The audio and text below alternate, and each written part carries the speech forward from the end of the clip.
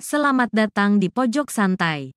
Sebelum Anda mendengarkan audiobook ini, kami menginformasikan bahwa channel ini adalah review audio dari buku yang ada di Indonesia. Untuk membaca keseluruhan buku ini, kami menyarankan membeli buku aslinya di toko buku kesayangan Anda, baik offline maupun online. Keberadaan channel ini dimaksudkan untuk membantu Anda mendapatkan pengetahuan dari buku-buku kesayangan Anda. Jangan lupa untuk subscribe, like, dan komen. Selamat datang di Pojok Santai, channel khusus yang membahas komik dan novel dengan cara asik. Seorang pemuda tak dikenal datang ke kedai makanan dengan membopong seorang gadis di pundaknya.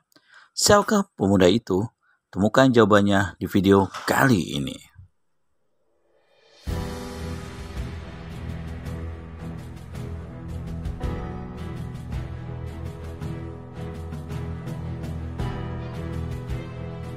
Orang asing, kau siapa?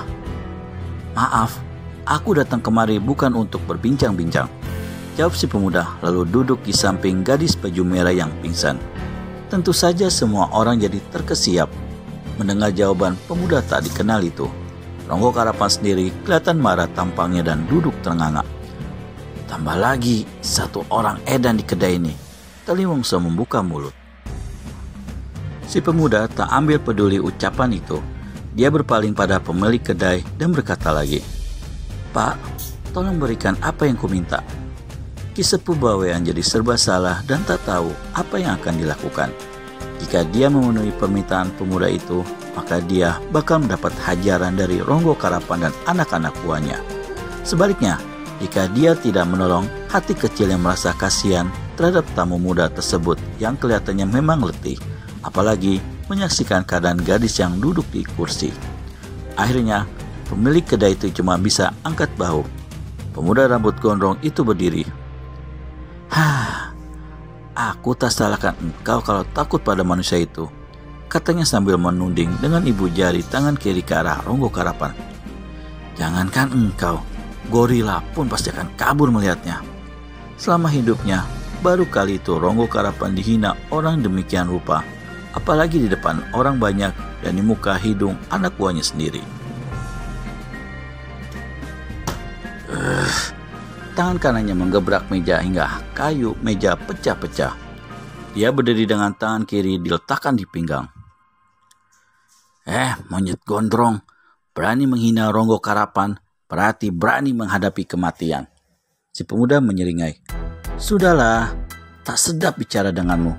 Dari jauh saja bau mulut membuat hidungku seperti mau tanggal. Bangsat rendah, teriak kepala rampok itu.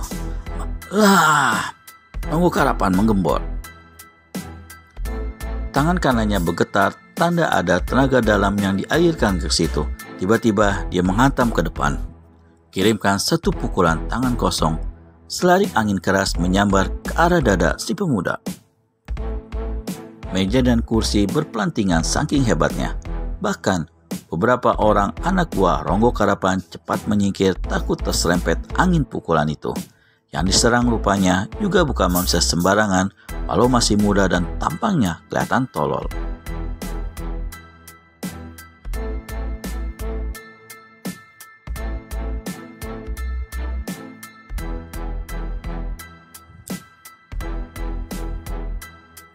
Dengan satu gerakan kilat, dia melompat, seraya menyambar tubuh gadis yang didudukannya di kursi.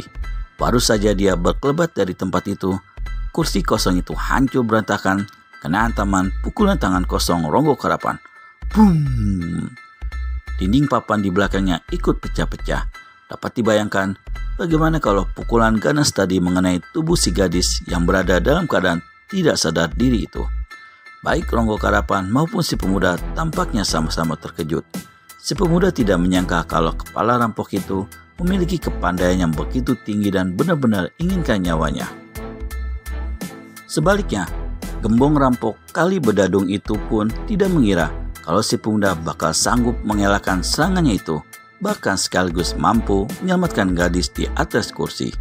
Diam-diam, Ronggo Karapan mengeluh. Mengapa hari ini dia sampai menemui dua orang pemuda yang berkepandaian demikian tinggi. Urusan dengan pemuda pertama tadi belum selesai, kini muncul satu lagi. Apakah kedua orang ini punya hubungan satu sama lain? Tanpa mengacukan kepala rampok itu, sambil memanggul tubuh gadis yang tak sadarkan diri, pemuda berambut gondrong bergerak cepat menuju bagian belakang kedai. "Hei, kamu kabur kemana?" bentak Ronggo Karapan mengejar. Di bagian belakang kedai, si pemuda menemukan selai kain panjang tergantung.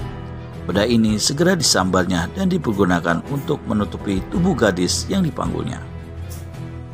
Kemudian dengan cepat, dia mengumpulkan nasi serta lauk yang dapat ditemuinya di tempat itu, membungkusnya dengan daun dan keluar. Namun di hadapannya, Ronggo Karapan dan 3 anak buahnya telah menghadang. Dalam keadaan seperti itu, si pemuda masih saja bersikap luar biasa. Tanpa mengacukan orang-orang yang ada di depannya, dia berkata pada Ki Sepuh Bawean, "Terserah ya, kau mau bilang aku pencuri, perutku betul-betul lapar dan aku tak punya uang untuk membeli nasi serta lauk yang barusan kubungkus ini. Kain panjang ini pun kupinjam dulu. Atas kebaikanmu, aku ucapkan terima kasih. Budi baikmu pasti akan kuingat." "Bang, laga bicaramu seperti pemain sandiwara keliling." Yang membentak adalah Ronggo Karapan. Lalu tanpa banyak menunggu lagi, dia tusukkan 2 jari tangannya ke mata si pemuda. "Sebelum kubunuh, biar ku bikin cacat dulu kau. Terima kasih untuk seranganmu. Nih, ku beri dulu hadiah menarik," menyauti si pemuda. Tahu-tahu kaki kanannya sudah meneru ke perut lawan. Bagaimanapun juga, serangan kaki jauh lebih panjang dari serangan tangan. Akibatnya, tendangan kaki itu akan lebih dulu mencapai sasaran daripada serangan tangan. Hal ini diketahui benar oleh Ronggo Karapan. Dengan gemas, dia mendengus dan cepat mengelak ke samping kiri. Dari sini dia langsung susul serangan yang tadi batal dengan satu jotosan ke arah pelipis kanan pemuda berambut gondrong. Kali ini, si pemuda tidak punya kesempatan untuk mengelak. Karena kalau itu dilakukannya, dia khawatir pukulan lawan akan mengenai salah satu bagian tubuh gadis yang berada di panggulannya. Maka terjadilah satu tontonan yang menarik. Pemuda rambut gondrong lemparkan bungkusan nasi yang dipegangnya ke udara, lalu dengan lengan kanan dia menakis punggulan Ronggo Karapan. Si kepala rampok lipat gandakan tenaga dalamnya. Dia yakin sekali tangannya beradu dengan lengan si pemuda, maka pemuda itu akan terjengkang dengan tangan patah. Sedetik kemudian, 2 lengan mereka saling beradu dengan mengeluarkan suara keras. Disusul oleh keluhan kesakitan keluar dari mulut Ronggo Karapan. Ketika dia meneliti, ternyata lengan kanannya berwarna merah dan bengkak, sedang tubuhnya sendiri akibat bentrokan itu terpental sampai 4 langkah. Selagi lawan berdiri terkesima dan kesakitan, pemuda rambut gondrong telah menangkap kembali bungkusan nasi yang tadi dilemparkannya ke udara. "Tep, tep, royok dia, cincang sampai lumat," teriak Ronggo Karapan tiba-tiba. Mendengar perintah itu, 8 anak buah Ronggo termasuk 2 bersaudara Wongso menyerbu. Ada yang mengandalkan tangan kosong, tapi kebanyakan merasa lebih aman dengan senjata di tangan. "Edah, jalan betul. Lama-lama di sini aku bisa berabe." Si pemuda yang menjadi bulan-bulanan serangan mengomel dalam hati. Ia berteriak keras dan kelihatan tubuhnya mencelat ke atas hampir menyedul langit-langit kedai.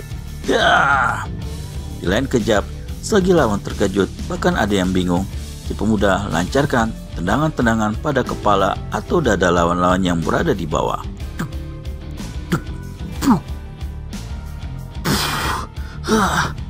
Andu Wongso muntah darah akibat tendangan tepat di dada kirinya, langsung roboh dan tergelimpang tak sadarkan diri di lantai.